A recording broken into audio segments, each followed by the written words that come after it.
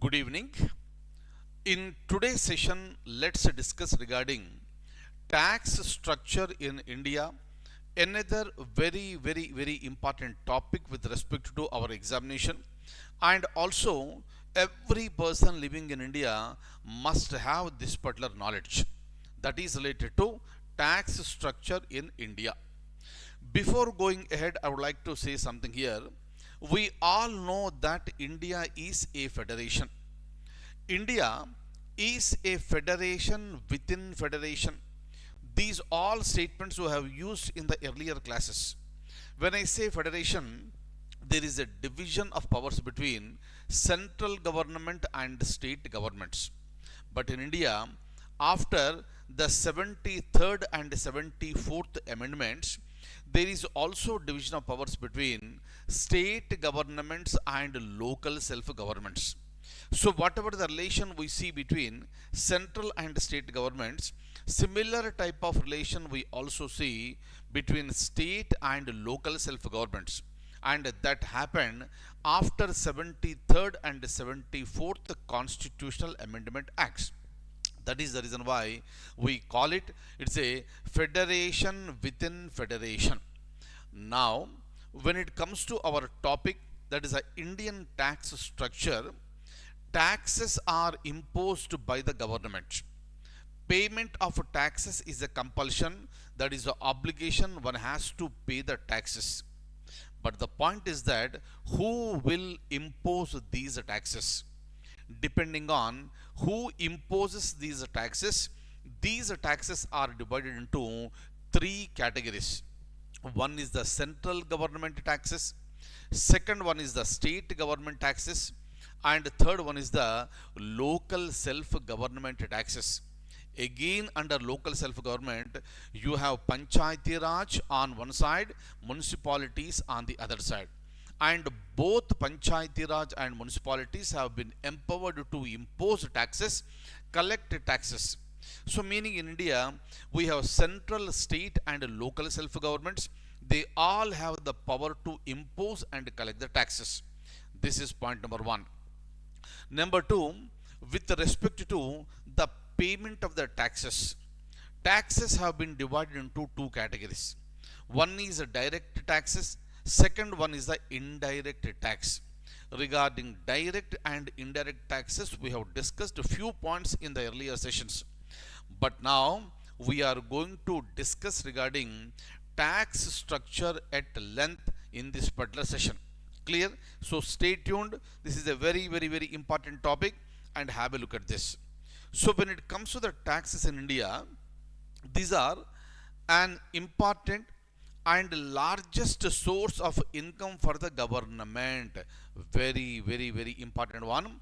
So this is the largest source of income to the government, meaning government will impose tax, government will collect the tax, and that money will be utilized by the government for various projects. That is the reason why all governments across the world have been permitted to impose a tax. Tax is not at all a new phenomenon. This was there even during the ancient period. Clear? So during those times, the kings used to impose the taxes and collect the taxes. The same phenomenon is being followed even today, and that will continue forever. Because without imposing the taxes and collecting the taxes, government will not have the revenue. If the government does not have the revenue, you cannot go for the developmental activities. That's the reason, point number one, taxes are considered to be important and the largest source of income to the government. Tomorrow, it may be a question in the examination. Which of the following is considered to be the largest source of income to the government of India? Right? So, right, then obviously your answer should be, the taxes. Very important one. Next, the government uses the money collected from the taxes for various projects for the development of the nation. This is a known point. When it comes to in India, the Indian tax system is well structured and has three-tier federal structure. I have explained this point to you in the beginning of the session only. So India is a federation within federation. Federation within federation. These words we are using after 73rd and 74th Constitutional Amendment Acts. Am I clear? So meaning, if you look at the third point, we should understand very clearly that there are taxes that are imposed by the governments at the three levels. Clear? Central government, state government, and also local self-governments. Again, in the local self-governments, you have Panchayati Raj, and on the other side, you got municipalities. Am I clear? Now, please remember these points. Let's go ahead and discuss more points regarding tax structure in India. Look at this. So when it comes to the tax structure, you have central, state, and local municipal bodies. There are two types of taxes in India. One is the direct tax, second one is the indirect tax. Right? Hope you all remember, my dear friends. Direct taxes are the taxes that are paid by an individual or a company directly to the government. That is called direct tax.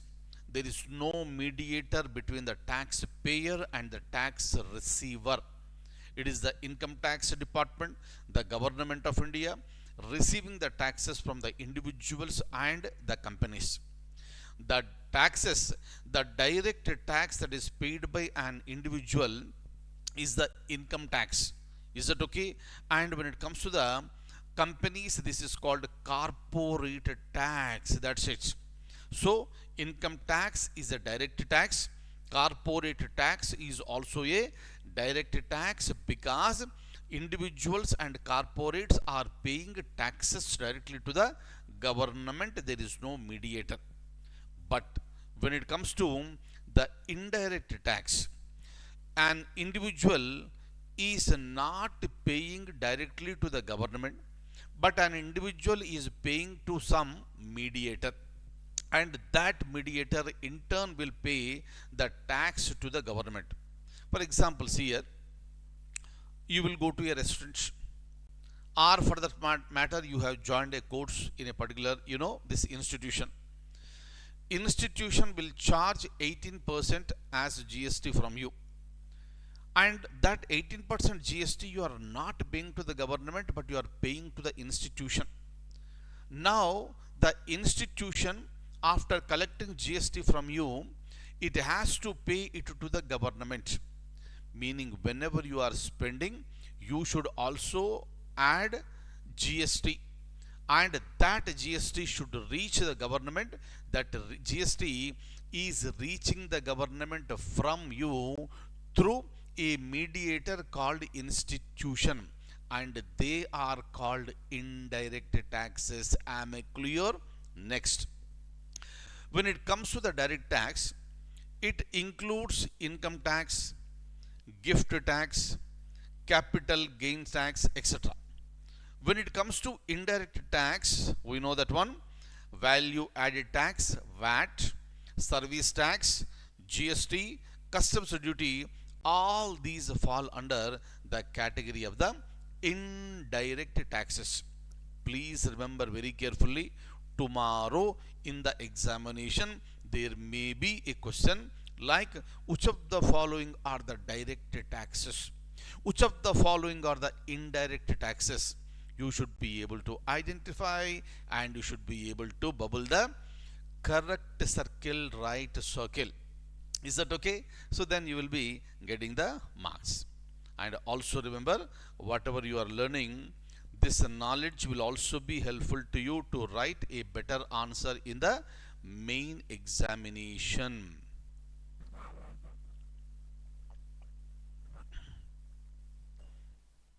Now, let's go ahead. Look at this. So when it comes to the central government, it imposes taxes like customs duty, central excise duty, income tax, and service tax.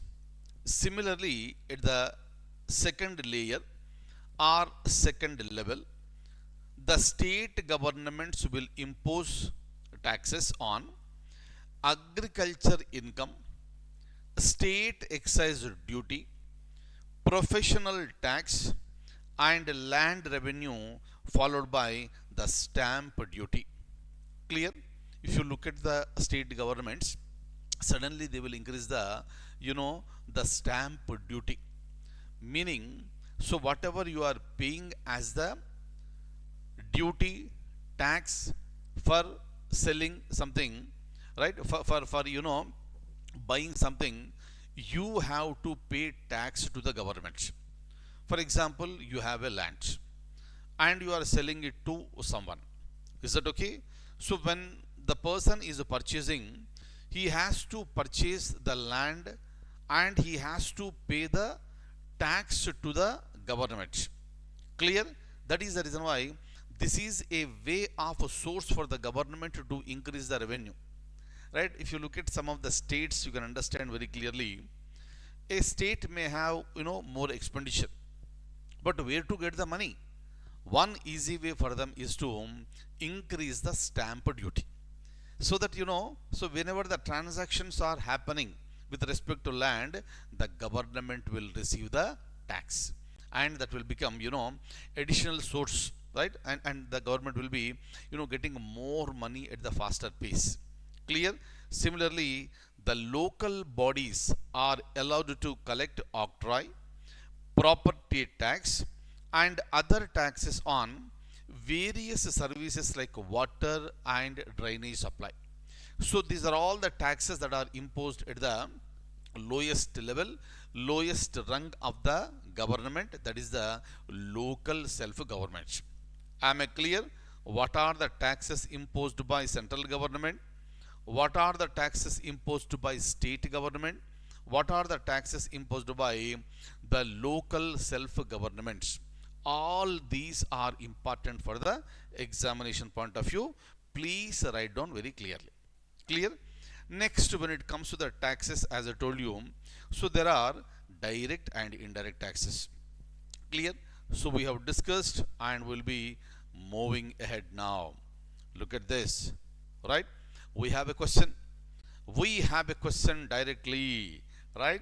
Now we'll see what is the question. Which of the following statements is or true? 4 statements are given, and out of these 4, only 2 are correct. Out of these 4, only 2 are correct. Is that okay? If you look at the first one, direct taxes are levied on expenses, indirect taxes are levied on income, direct taxes are levied on income, indirect taxes are levied on expenses. All the 4 statements are looking alike with a minor difference. In order to answer this, you should know what are the direct taxes and indirect taxes, right? And we understood what are they. But in order to answer this question, you must look at this particular point in a very detailed manner. We are paying taxes, right? So we are paying direct tax, we are also paying indirect tax. Clear? But when I am paying direct tax, when I am paying indirect tax, if you are very clear with this one, you will be in a position to answer these type of questions. Am I clear? For example, here I told you that income tax is a direct tax. So whatever the money that I am earning, on that I have to pay a direct tax to the government, and that is called the income tax. Is that okay? And income tax I am paying because, listen to me carefully, income tax I am paying because I am earning. Meaning, on your earnings you have to pay tax, and the tax is called income tax. Am I clear? So this is the point number 1. Number 2, when do I pay taxes, indirect taxes? Direct taxes I am paying on my income. Indirect taxes I am paying on my expenses. Very important. Right? Hope you are getting this. Right? Generally, what happens? People will feel that a tax is a tax, we are paying it. Right? Whether it is direct or indirect, my money is going outside. But being the students who are preparing for the competitive examinations at the higher level, you should have a clarity on where you are paying direct tax and on what you are paying, the indirect tax. Direct taxes you are paying on your income, whereas indirect taxes you are paying on your expenditure or expenses. That is the reason why just now I gave you an example.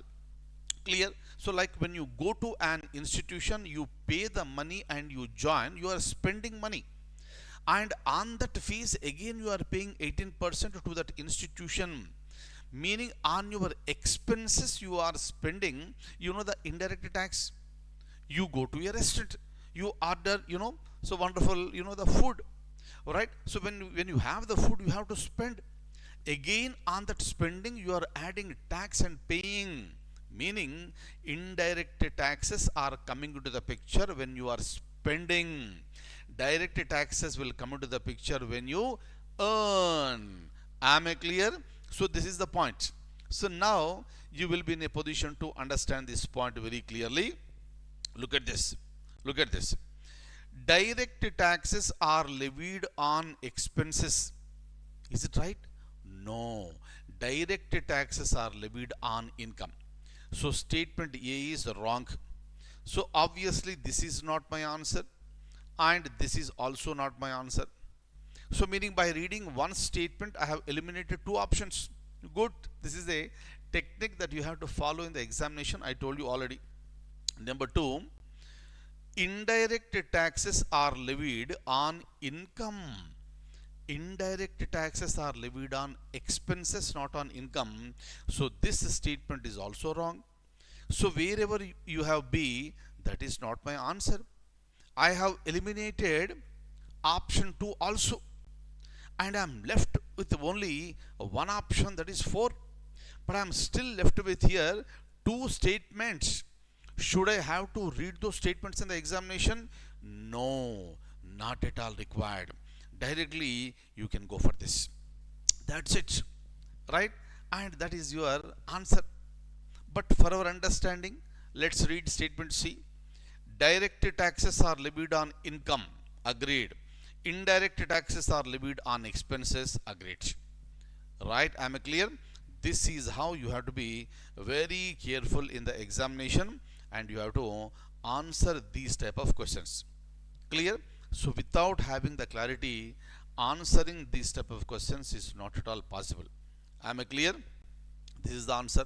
C and D are correct. So option 4 is the correct answer for me. Next, we have another, question.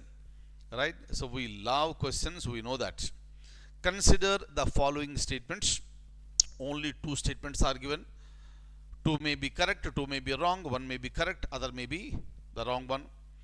The responsibility to deposit the direct tax liability lies with the earning party, whether the person is an individual or HUF, Hindu undivided family, or a company.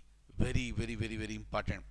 When I am earning money, it is my responsibility to pay taxes to the government. Nobody else is responsible. That is the reason why if some people, when the income tax department comes to know that the persons are earning but they are not paying the taxes, they will send a notice and they will call for the explanation, meaning the person who is earning has a responsibility to pay the taxes, whether the person is an individual or it is an, this is a Hindu undivided family, or it is a company. It is a responsibility that lies with the payer. Very important one. Is that clear? So statement A is correct. So when it comes to statement B, the responsibility to deposit indirect tax, deposit means paying the indirect tax, lies with the entities that collect the indirect taxes. Clear? I told you already, when you join an institution, you are paying 18% of the tax, GST, and you are paying it to the institution. It is a responsibility of the institution to pay GST collected from you to the government. It is not your responsibility. It is a responsibility of the mediator. So as an individual, you are responsible only for paying the, the so-called direct taxes. Indirect taxes also you are paying, but the responsibility lies with the mediator, and if the indirect tax is not paid, then the government will question this mediator, government will not question you.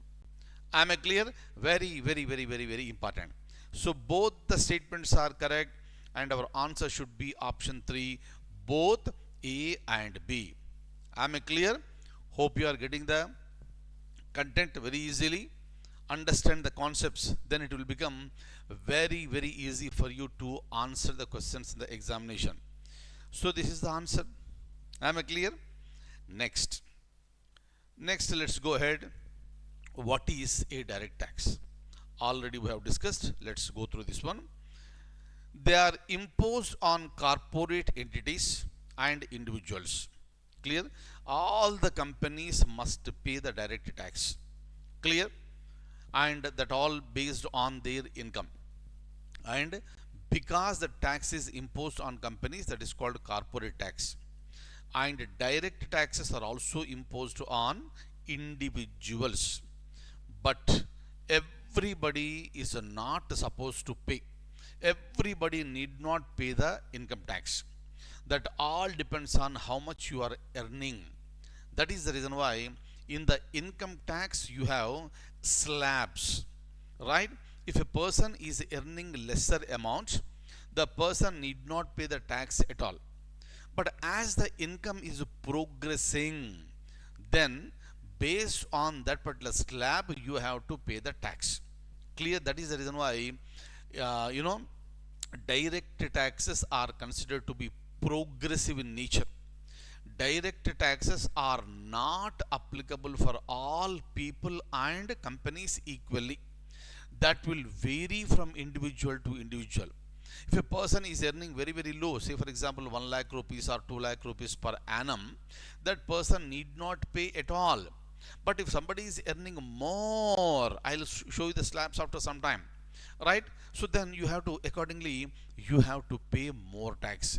Earn more, pay more tax. That is called progressive. Am I clear? Next. So these taxes cannot be transferred to others.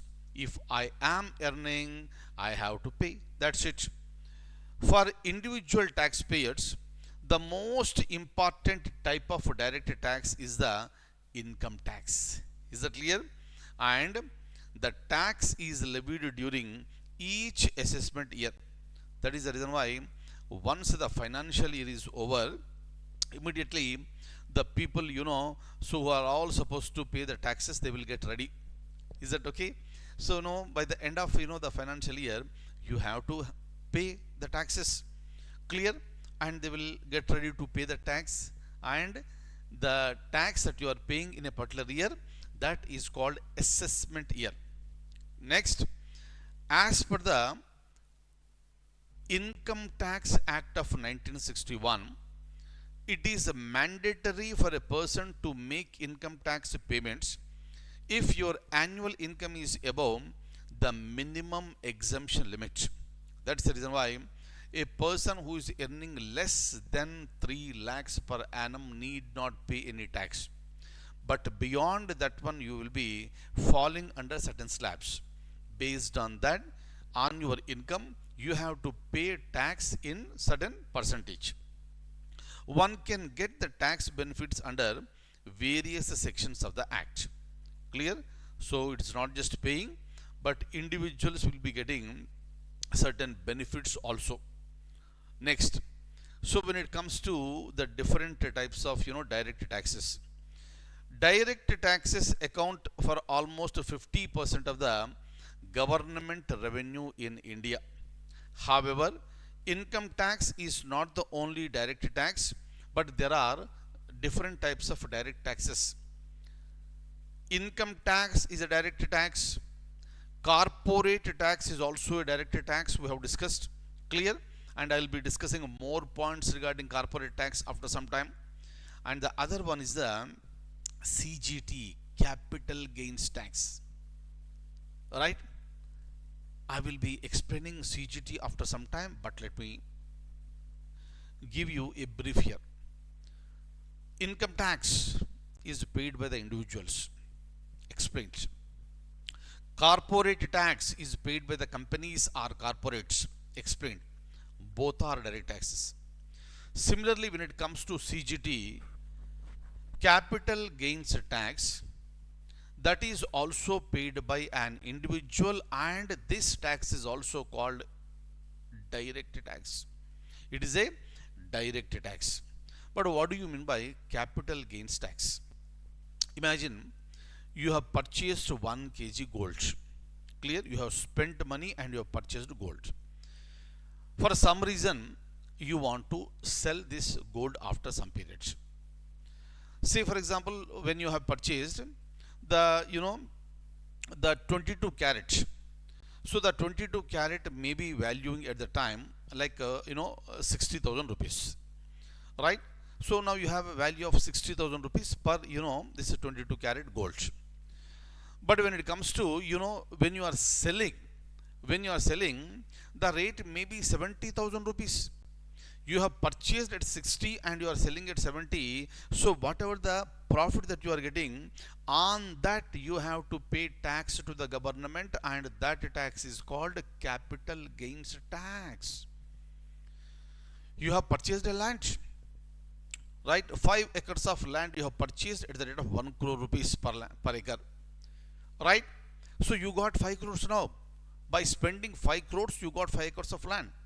But after 1 year, 2 years, if you want to sell this one, the land value might have been increased. If you are selling exactly at 5 crore rupees, right? So then there is no loss, there is no gain.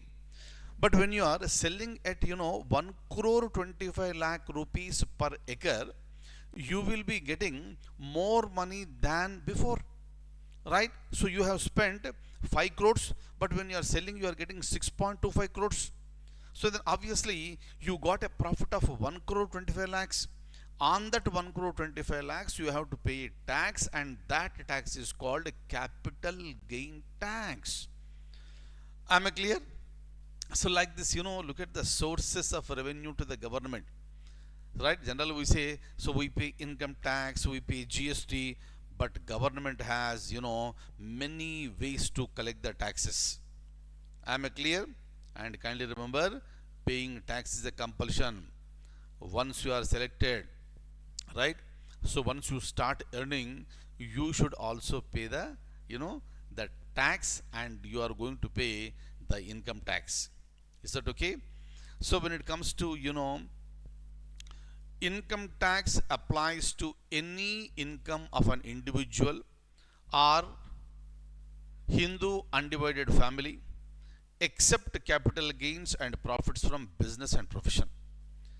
The central government announces the slab rates in the annual budget.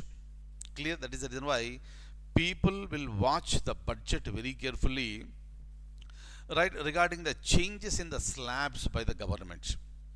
Am I clear? For example, if you look at the this financial year, government has presented an interim budget because this is an election year and elections are going on. After the elections completed, after the formation of the government, again the government will be presenting the full budget. But the government has presented the budget only for few months, hence it is called interim budget. And whatever the slabs that were announced by the government during last year, same income tax slabs have been continued even during this year also. What are those slabs? I am going to show you after some time, and I will also ask you to write down that. Clear? Next. So what are the taxes come under the direct taxes? Individuals in India earn an income in a diverse range. Therefore, it is important to levy a tax based on income, and if someone earns more, the tax percentage should also be more. That is the reason why direct taxes are considered to be progressive in nature. Clear? So this income tax act segregates the income range and charges different rates as per the segregation, and the different groups are known as the tax slabs. Just to remember this point. After some time I am going to show you what are the various tax slabs that are present in India. Who must pay income tax, who need not pay income tax, and what are the various concessions that are given to various people like senior citizens and super senior citizens. Everything I am going to show you after some time. Right? Now, look at this. We have a question now. Consider the following statements. The income slab can vary based on the income. I told you already. A person who is earning more has to pay more, and another person who is earning more than the first individual, he has to pay tax more than the first individual. Right? So statement A is correct. So wherever A is not there, that should not be my answer. Clear? The income slab varies based on the age of the taxpayer also. Very, very, very, very important. That is the reason why the senior citizens are given tax concessions. Super senior citizens are also given tax concessions. Between 60 and 80 they are called senior citizens, and beyond 80 they are called super senior citizens. Clear? So A and B are correct. Then obviously this is not my answer. Is that okay? So my answer should be either option 1 or option 4. Every year during the central government's budget session, amendments are made in the income tax slabs. Very, very, very, very important one. This is also correct, and my answer should be option 4, not option 1. Am I clear? That is the reason why the people wait, especially the salaried class, especially the people who are earning, they wait for the budget to be announced by the finance minister. Am I clear? So this is the question, and option 4 is the correct answer. So like this, once you understand the subject very clearly, it will become easy for you, to go for the correct answers.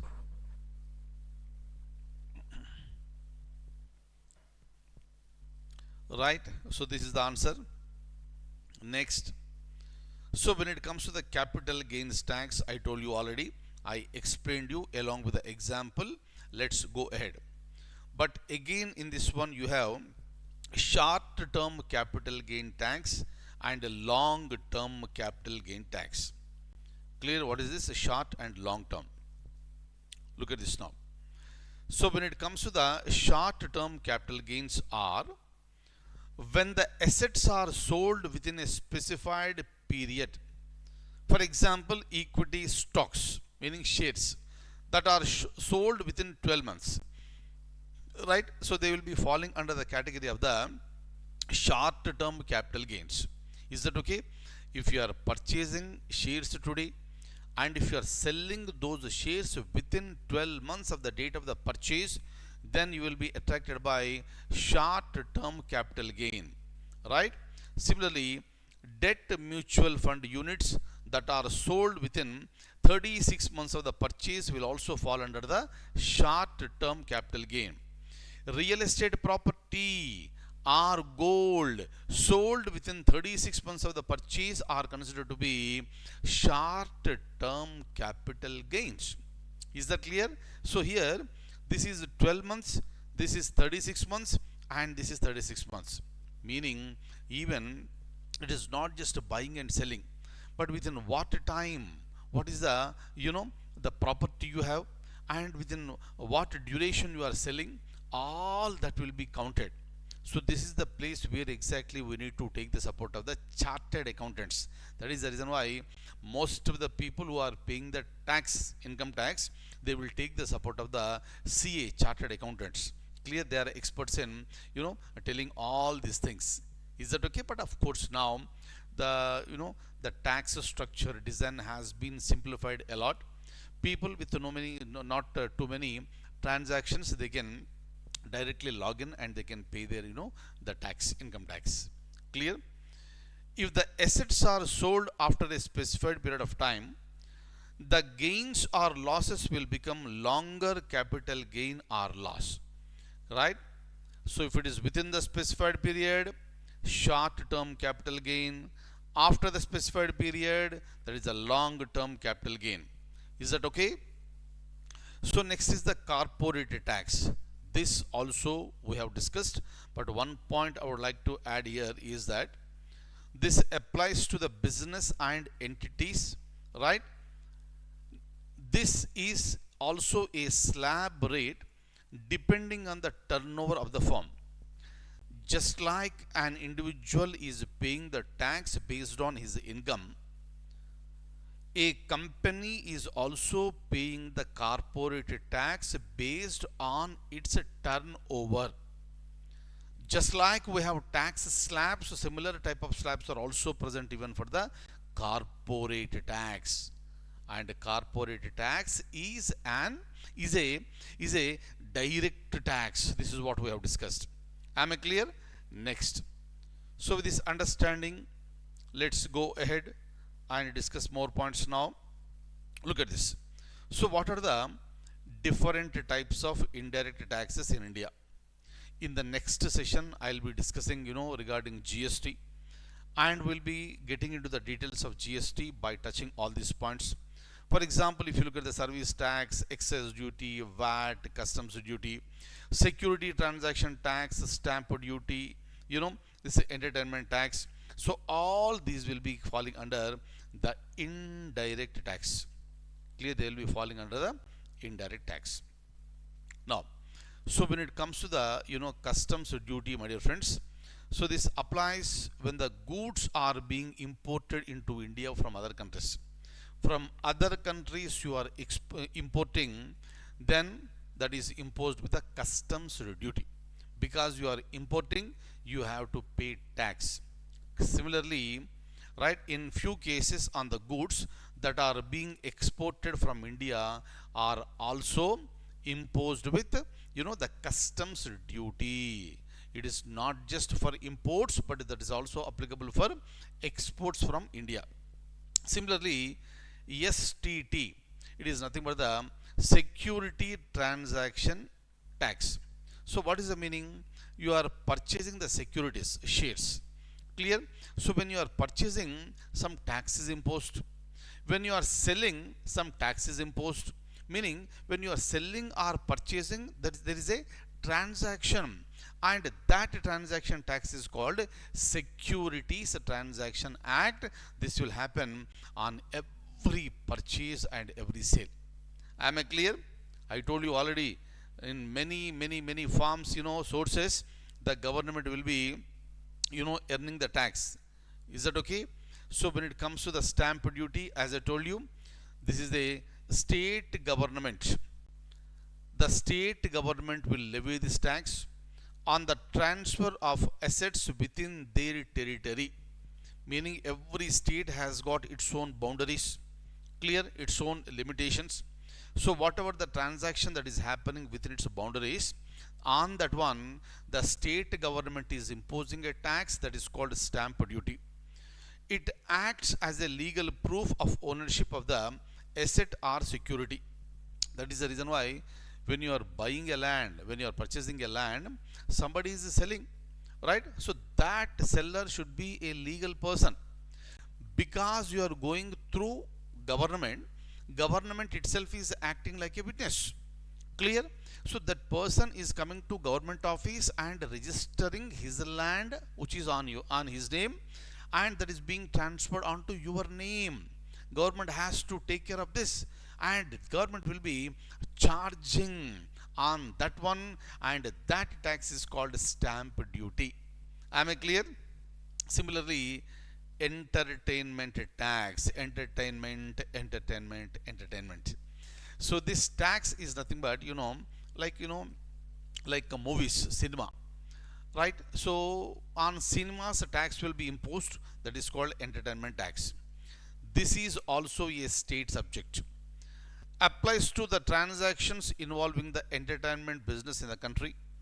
Such business and activities will include movies, movie releases, sporting events, concerts, amusement parks, theaters, etc. All these will be charged with the entertainment tax. Right? So when you go to a movie, you are not just paying that 300, 400, or 500 rupees. Is that okay? And whatever you are paying, that is also including entertainment tax. Am I clear?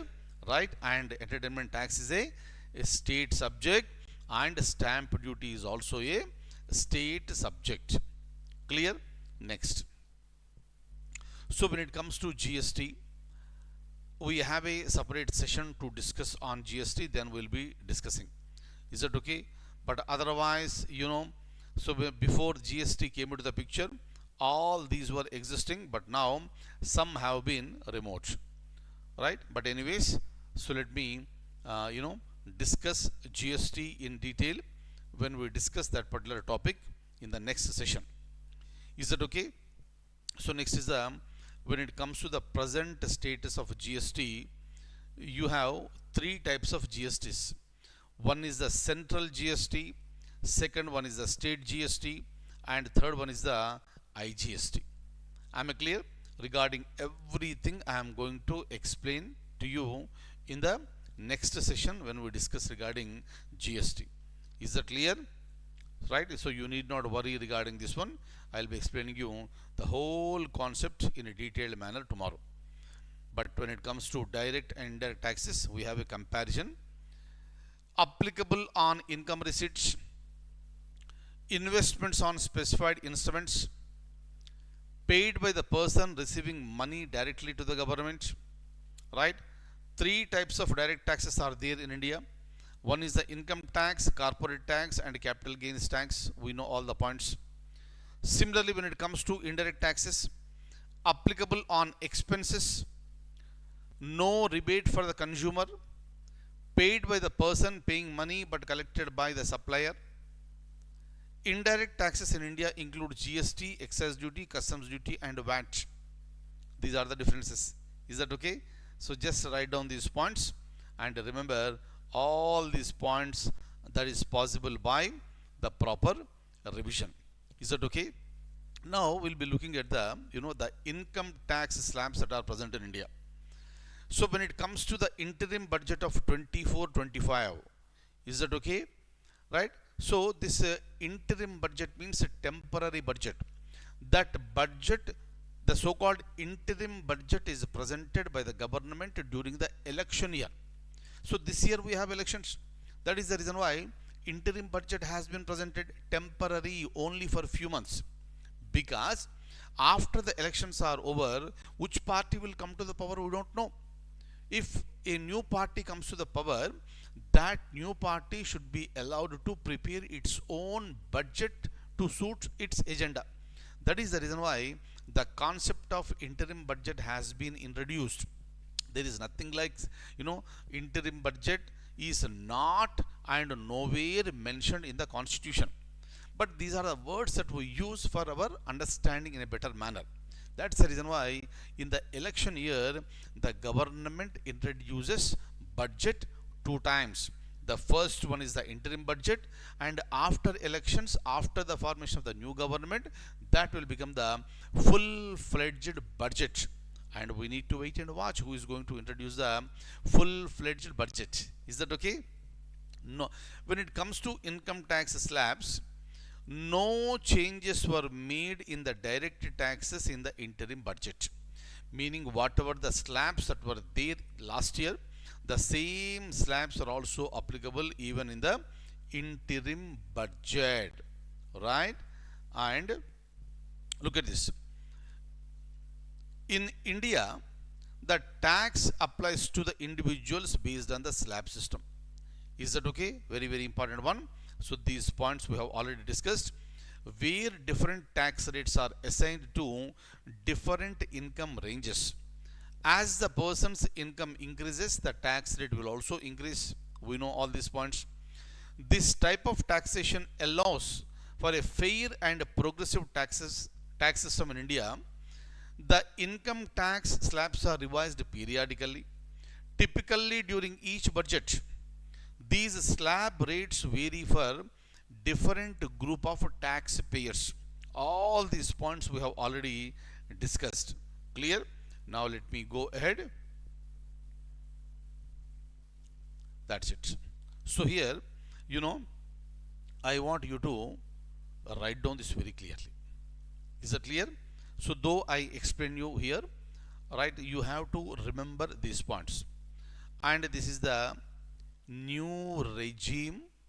This is the old regime. Is that okay? So I told you already, the income tax payment will also vary, right? In the old regime, right? Like people who are below 60 years, between 60 and 80 years, 80 years and above, they are called super senior citizens, right?